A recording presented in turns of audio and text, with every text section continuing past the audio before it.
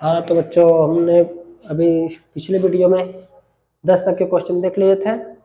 अब आगे 11 से शुरू करते हैं।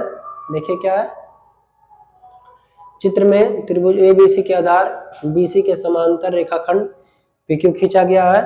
पीक्यू अनुपात बीसी 1:3 है, तो एपी और बीपी का अनुपात होगा।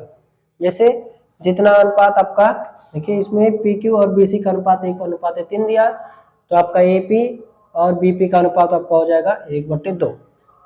फिर कह रहा है बिंदुओं ए 2,-5 और -2,9 से समदूरस्थ x अक्ष पर बिंदु होगा। तो x अक्ष पर देखिए क्या होता है, x अक्ष पर y का मान 0 होता है, तो इसमें तो सब में है। तो हमें क्या करना होगा, देखिए आपको इस तरीके से a की आपका निर्देशांक a है, आपको 2,-5 और b है आपका -2,9। इन दोनों के बीच में एक जगह आपका है x, 0। जब आप इन दोनों के बीच की दूरी यानी कि AC के बीच की दूरी और BC के बीच की दूरी को बराबर रखेंगे, तब जाके आप सॉल्व करें, तब आंसर आपका आ जाएगा ऑप्शन नंबर ए, यानी कि -7,0। इसके बाद आपका 13 चित्र में वो वृत्त का केंद्र है, यहाँ पे दिया हुआ, यदि BOC यानी कि BOC बराबर 110 अंश है, तो AB और AC वृत्त की स्पर्श रेखा हमेशा बराबर होती है, तो OAB की माप होगी। तो OAB की माप देखिए, जब यह दोनों कोण बराबर होगा, ठीक है, ये दोनों 90 अंश के हैं, तो 90-90 हो गए तो बराबर हो गया। तो यह इसके और यह इन दोनों कोणों का योग 180 अंश होगा। तो 110 तो है ये, 180 में से 110 घटा देंगे, आ जाएगा 70 अंश, यानी कि 70 अंश आपका हो जाएगा। ठीक है, तो 70 अंश हो जाएगा इस पूरे ए का मान। तो हमको पूछा है OAB का मान, केवल आधा मान पूछा है, तो आधा मान कितना हो जाएगा आपका 35 अंश, ऑप्शन नंबर ए हो जाएगा। फिर कह रहा cos स्क्वायर थीटा बराबर 1/2, तो साइन स्क्वायर थीटा का मान होगा। तो जैसे कि देखिए हमको पता है कि sine square theta plus cos square theta बराबर 1 होता है, तो आपका साइन स्क्वायर थीटा का मान ज्ञात करना है। एक इसका मान 1/2 दिया बराबर 1, ठीक है, तो साइन स्क्वायर थीटा बराबर हो जाएगा आपका 1 माइनस का 1/2, यानी कि 1/2। 1/2 आपका ऑप्शन नंबर हो गया डी। इसके बाद फिर कह रहा है त्रिज्यखंड OAB की माप होगी।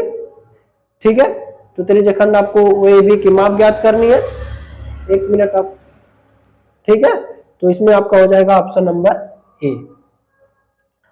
उसके बाद फिर कह रहा है यदि एक समांतर श्रेणी का सार्वंतर -4 है, यानी कि डी बराबर -4 है, और 10वां पद -8 है, तो श्रेणी का प्रथम पद होगा। यानी कि आपका जो दिया है, यानी कि डी बराबर दिया आपका -4, ठीक है, और 10वां पद यानी कि A10 बराबर दिया -8। हमको पहला पद ज्ञात करना, तो हम जानते हैं फार्मूला, A10 बराबर होता है A + 9D। तो A10 का मान -8 दिया बराबर A + 9 गुणे -4, ठीक है, तो -9 चौके 36, -36 इधर आएगा प्लस 36 में, -8 प्लस का 36 बराबर A। तो A 36 में से 8 घटाएंगे यानी कि 28। तो A का मान कितना हो जाएगा आपका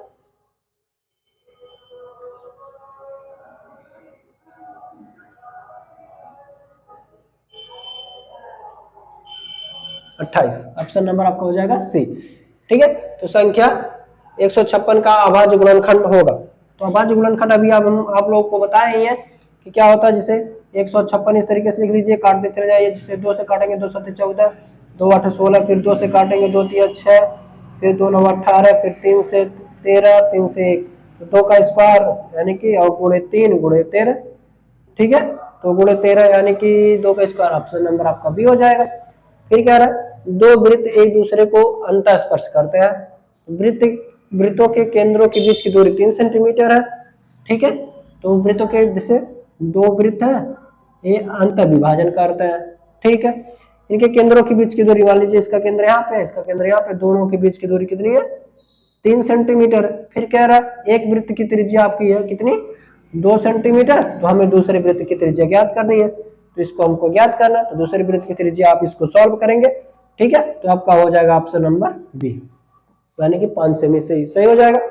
फिर कह रहा है 5x स्क्वायर - 3x + 2 बराबर 0 के मूलों का योग होगा, ठीक है, तो हमें क्या करना है मूलों का योग ज्ञात करना है।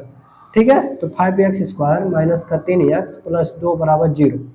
5 यहाँ पे x² का गुणक हमेशा 1 होना चाहिए, तो इसको 5 को इधर ट्रांसफर करेंगे तो x² माइनस का 3/5x प्लस का 2/5 बराबर का 0। तो मूलों का योगफल क्या होता है, माइनस का b बाई आपका a होता है। ठीक है, तो मूलों का योगफल माइनस b बाई a होता है। या फिर यह भी लगा सकते हैं कि मूलों का योगफल x² minus alpha plus beta x plus alpha into beta बराबर 0, यानी कि मूलों का योगफल आपका हो जाएगा -3/5। ठीक है, तो माइनस माइनस यहाँ पे तो है, माइनस माइनस लेना नहीं है, तो अल्फा प्लस बीटा बराबर हो जाएगा आपका 3/5। फिर यानी द्विघात समीकरण 3x² माइनस 12 प्लस m, यहाँ पे 12x रहेगा, 12x प्लस m बराबर 0 के मूल बराबर है। ठीक है, तो m का मान होगा। तो मूल बराबर के लिए हमेशा ही कोई पेपर में एक क्वेश्चन तो जरूर आता है कि हमेशा जब मूल बराबर हो तो k का मान निकालिए, m का मान निकालिए, जैसा कि क्वेश्चन है। तो हमेशा जब कभी भी मूल के बराबर हो तो हमें आपको क्या लगाना है, b² बराबर 4ac लगाना। ठीक है, तो b² क्या हो गया, -12 का स्क्वायर, ठीक है, बराबर 4, a का मान आपका 3 हो जाएगा और c का मान आपका हो जाएगा m। ठीक है, तो यहाँ पे हो जाएगा 12 पर m 144, इधर 4 × 12 और m। ठीक है, 12 से इसको काटेंगे 12 बार में, तो m बराबर हो जाएगा आपका 12। ठीक है, m बराबर 12 आपका हो जाएगा आंसर। ठीक है, तो इसी प्रकार अभी आपको 20 ऑब्जेक्टिव क्वेश्चंस हो चुके हैं। इसके बाद जितने भी 50 नंबर के मार्क्स बचेंगे जो कि रिटर्न है, यानी कि खंड ब में है, उसका भी वीडियो आपको बस अगले दिन मिल जाएगा। ठीक है, तो इसी प्रकार के सभी वीडियो देखने के लिए चैनल को लाइक करें, सब्सक्राइब करें। ठीक है, फिर मिलेंगे आपको अगले वीडियो में।